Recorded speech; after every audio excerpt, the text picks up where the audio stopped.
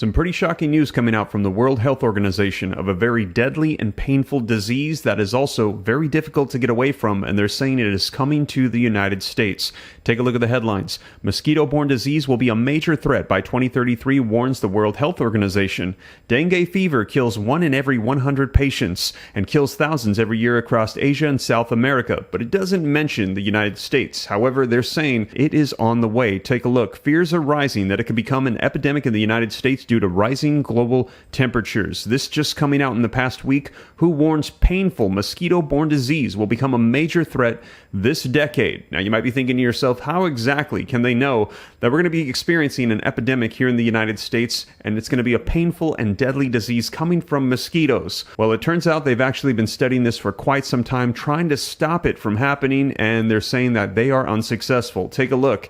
EPA okays a plan to release 2.4 million more genetically modified mosquitoes. They've actually been capturing the mosquitoes, trying to modify them genetically so that way they cannot transmit these diseases to humans, and then they've been releasing them. However, they're saying they cannot stop it. They cannot stop what is coming.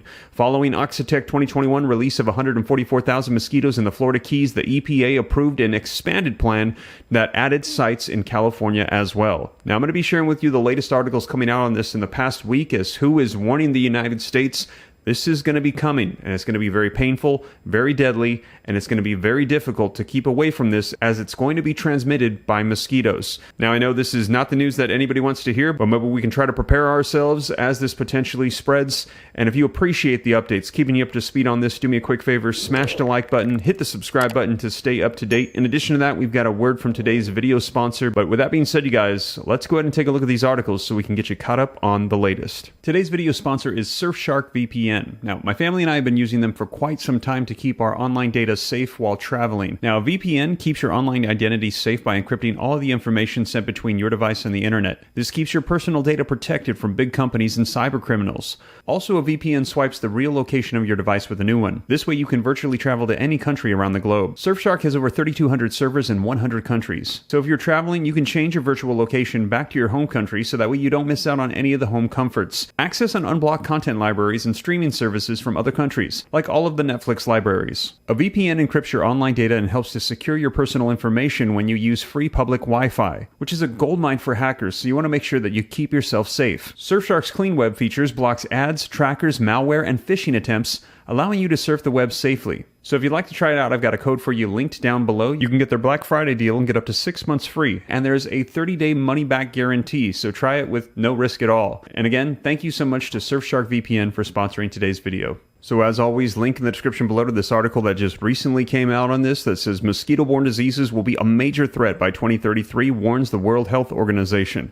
It says a killer mosquito-borne disease may become a serious threat in the United States and in Europe in the next few years, the World Health Organization has warned. Dengue fever could grip the southern U.S. and southern Europe before 2030, with rising average temperatures allowing mosquitoes to travel further into the areas. Today, around 20,000 people die annually from dengue fever, mostly in Asia and South America. The deadly disease kills 1 in every 100 patients, so they're saying this is a very deadly disease. In the U.S., there are relatively few cases, with around 1,200 annually. Around half of these infections are locally acquired, and now concerns are rising that the disease is spreading, with California last month recording its first locally acquired infection for a decade. Scientists believe that infectious mosquitoes could begin migrating to the U.S., which may cause dengue to become an epidemic. The virus could also be imported by travelers who are infected and are bitten by a local mosquito, who then spread the disease. Carried by the Aedes aegypti mosquito, dengue is already found in some areas of the southern U.S. It is active at all hours of the day and can reproduce in tiny pools of water. Chief scientist of the WHO, Sir Jeremy Farrar, it is important to talk more proactively when it comes to dengue. We need to really prepare countries for how they will deal with the additional pressure in the future in many, many big cities, he said, according to Mail Online. The clinical care is really intensive. It requires a high ratio of nurses to patients. I really worry when it becomes a big issue in sub-Saharan Africa. Dr. Farrar is an expert on tropical diseases, having spent 18 years working on them, including working on dengue fever in Vietnam. He was chief of the Wellcome Trust Global Health Charity before advising the UK government on its COVID pandemic response. In May last year, he joined the World Health Organization. Now, dengue is ultimately a viral infection caused by a virus which is transmitted to humans via a mosquito bite. According to the Center of Disease Control and Prevention, the disease has broken out in the U.S. before, but the outbreaks are usually relatively small and limited. With the rising temperatures, it is believed that the disease could now establish itself. Patients are usually symptomless, but under half will develop signs such as a sudden headache, fever, pain behind the eyes, a severe pain in the joints. Joint pain can be bad enough that it feels as if they're being shattered, earning the nickname breakbone fever.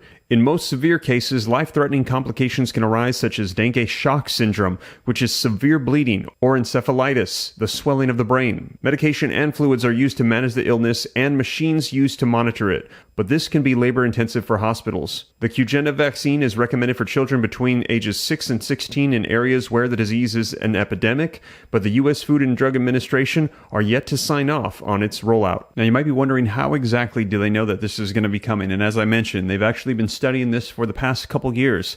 Take a look at this article as the EPA has been capturing and trying to genetically alter these specific mosquitoes, and they talk about that exact same species carrying potential diseases. And as I mentioned, this actually came out in March of 2022. A British biotech firm this week got the green light from U.S. regulators to release over 2 million genetically modified mosquitoes into Florida and to California as a part of the expanded effort to combat transmission of diseases like Zika, dengue fever, and canine heartworm. The experimental public health effort, which still requires final approval from state regulators, follows the 2021 release of 144,000 genetically modified mosquitoes in the Florida Keys by British biotech firm Oxitec. Oxitec said a genetically modified male and thus non-biting mosquitoes. They find a mate with an invasive female Aedes aegypti mosquitoes, metating and reduction of the target population as the female offspring of these encounters cannot survive, thus reducing the overall population. In a news release announcing approval from the Environmental Protection Agency, Oxitec described its release in Florida in 2021 as a success. Given the growing health threat that this mosquito poses across the U.S., we're working to make this technologically available and accessible. Gray Franson, CEO of Oxitec, said, adding that the company will now apply for approval from California and Florida regulators. In Florida, the Aedes aegypti mosquitoes are relatively rare, but account for the vast majority of the mosquitoes transmitting the diseases, the Oxitec said. The invasive species was first detected in California back in 2013, and now they said we've seen the first case of this coming from mosquitoes in over a decade. We made significant progress during the pilot project last year. We look forward to continuing this important work during this year's mosquito season, Andre Leah, director of the Florida Keys Mosquito Control Disease, said in the Oxitec newsletter. So let me know your thoughts in the comments down below. Might be a good time to start getting out that mosquito repellent and wearing long sleeves, and we will see, as they're saying that this could be posing a threat as temperatures begin to rise in the United States, particularly in the southern U.S. Now, in addition to that, we've also received word of Disease X, a major concern that has been coming out, and we also had warnings from the World Health Organization and experts as well saying the next pandemic is right around the corner. However, the last pandemic was the Spanish flu that was nearly 100 years ago. Let me know your thoughts. Do you think that we're going to be experiencing this very soon, or do you think we've got another 100 years ahead of us? To get more information on Disease X and also some of the current things going on right now with our world, with war, with Social Security, our economy, check out these videos right here next, and I'll keep you up to speed on everything as it unfolds. But with that being said, you guys, thank you so much for joining me, and I'll catch you in the next video. Take care. God bless. This is Steve.